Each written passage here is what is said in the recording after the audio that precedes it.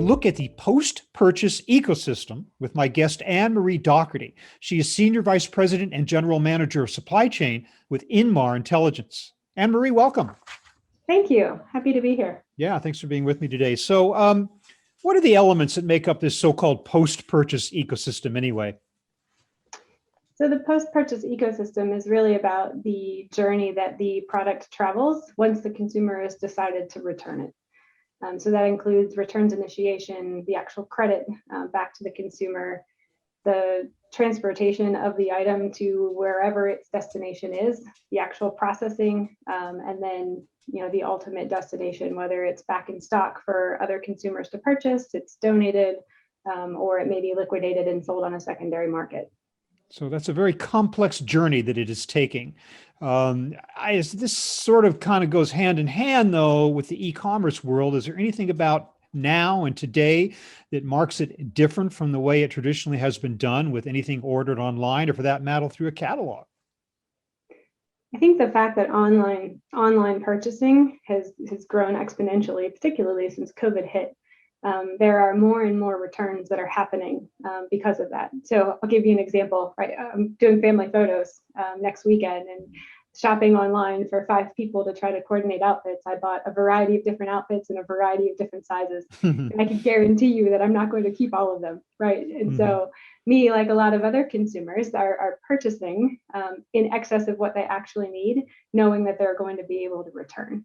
And so, in looking at that and recognizing that, more online purchases are returned than purchases made in store, it's created this need for, a more expansive post-purchase ecosystem that enables retailers, distributors, and returns processors to be able to more effectively handle those items as they come back through the supply chain.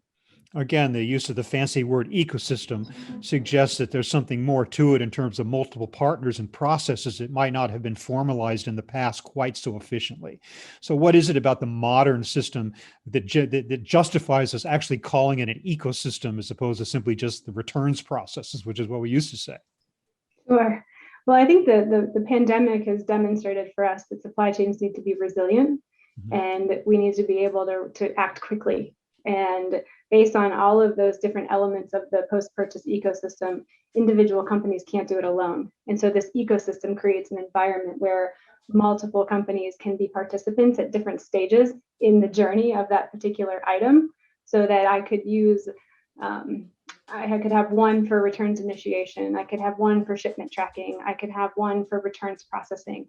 And so it takes a village, if you will, to have all of those different elements of the post-purchase ecosystem accounted for, to ensure that from a consumer perspective, it's quick, it's easy, and it's convenient. And as you say, the pandemic has definitely given a huge boost to e-commerce activity, which in turn has increased returns. Is there anything else about the return process or this particular ecosystem that has been changed in any way by the pandemic, other than simply there's more of it now? There's more of it. Consumer demands have changed, right? There's an expectation that all things are free. And so consumers want free shipping. They also want free returns. But from a retailer's perspective, all of that additional handling is more costly to the retailer. And so this ecosystem and taking on additional partners becomes critical, because the end goal would be to be able to meet the needs of the consumer at the lowest cost possible.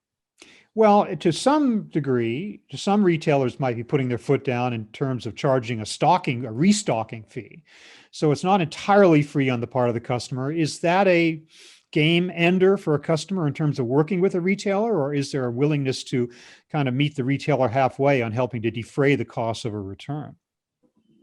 Well, I think there are still more consumers than not that want free shipping and free returns. And so they're going to shop with the retailers that are willing to offer both of those things. Yeah. The majority of time items aren't returned, but when they are, there certainly is an expectation that it's as convenient and free as possible.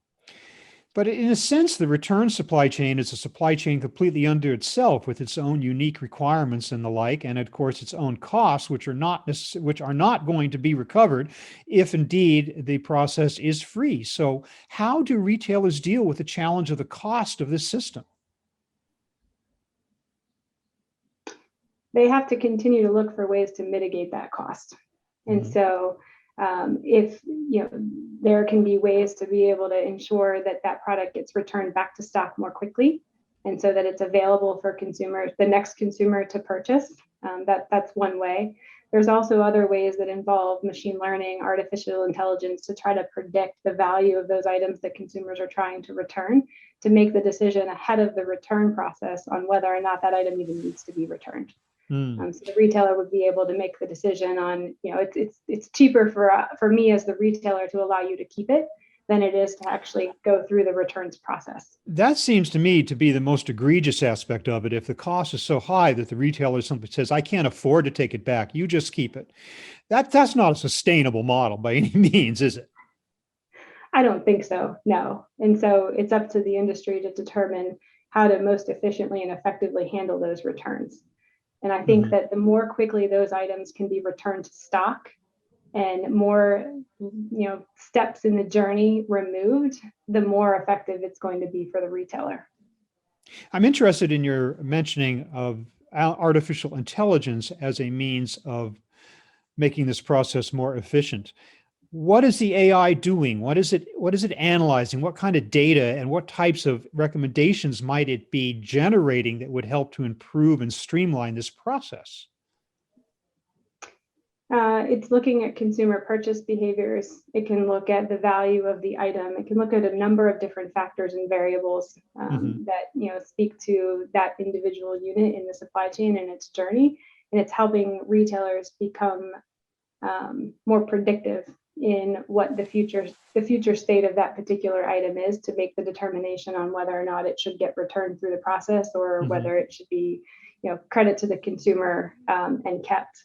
Now, I think it would be really cool if the retailer had a bit more control or push the consumer to handle the disposition of the item.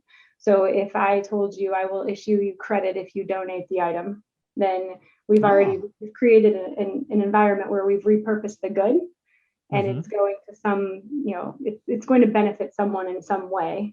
But you're taking that item out of the reverse logistics journey, and the consumer is the one that's handling the delivery of it to, whatever the charitable donation may be. That's an interesting angle. But then, of course, the consumer would have to provide documentation to the retailer that they had, in fact, made that donation. Right. More than likely, yes. So you've got a process there that has to be put into place, certain amount of costs involved there, but certainly not as high as moving the physical product back into the stream. So maybe that's a good way to go. I'm also interested in the degree to which AI might actually help to profile customers and allow a retailer to treat customers differently based on their predictions about how that customer might behave. They might say, uh-oh, there's Anne Marie again. She buys 4 times more stuff than she needs and sends it back to us. And so we're going to treat her a different way than somebody who doesn't. Is that a possibility? I suppose that it could be. But you haven't been nailed yet by anybody for that. No, I have not. Nor have I, for that matter. But I'm just wondering. So when the economy begins to recover, as we all know it will someday, what do you think is the future of the post-purchase ecosystem? How might we envision it as being improved and streamlined? Is there a bright future for these problems to be solved? I think that there is, and the more we learn, and the more advanced our technology gets to be able to support each element of the post-purchase ecosystem, the more effective it's going to be for the retailer, for the distributor, and for the consumer.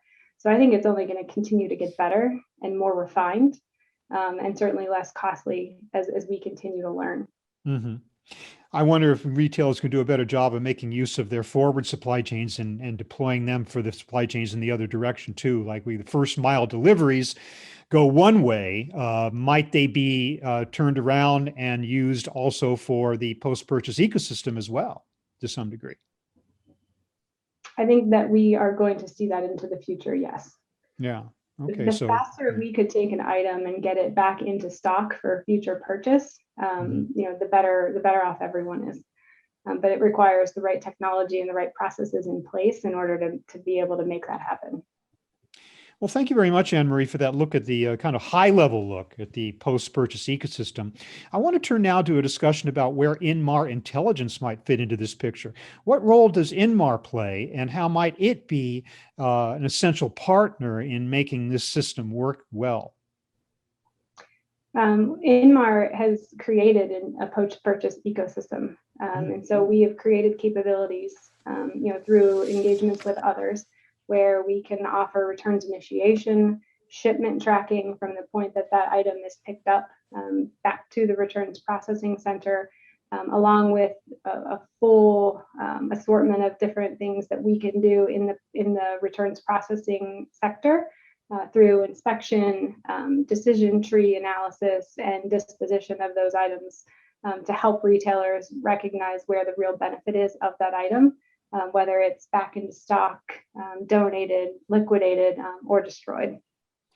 The use of the word intelligence in your name suggests that you have indeed embraced AI. Is that the case? And what role does AI play in your offering?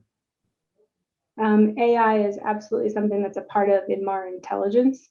We are still working on how that fits more specifically into returns processing. Mm-hmm.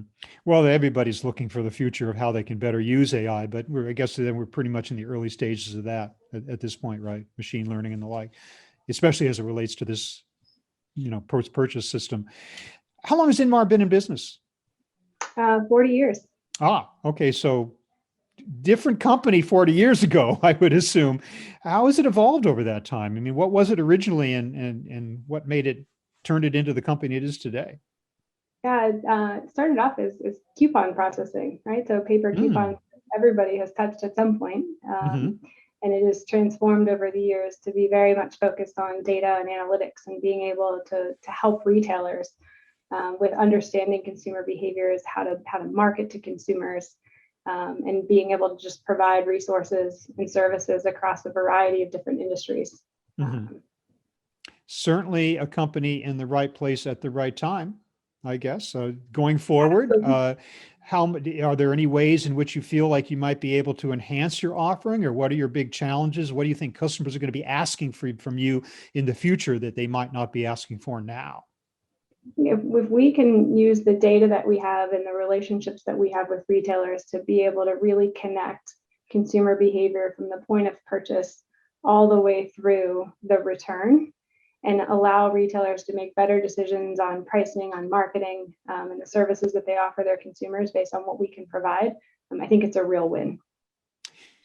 Well, Anne-Marie Daugherty of Inmar Intelligence, thank you very much for giving us this look at the post-purchase ecosystem, as well as talking to us a little bit about Inmar Intelligence itself. Thank you for being with me today. Really appreciate it. Thank you.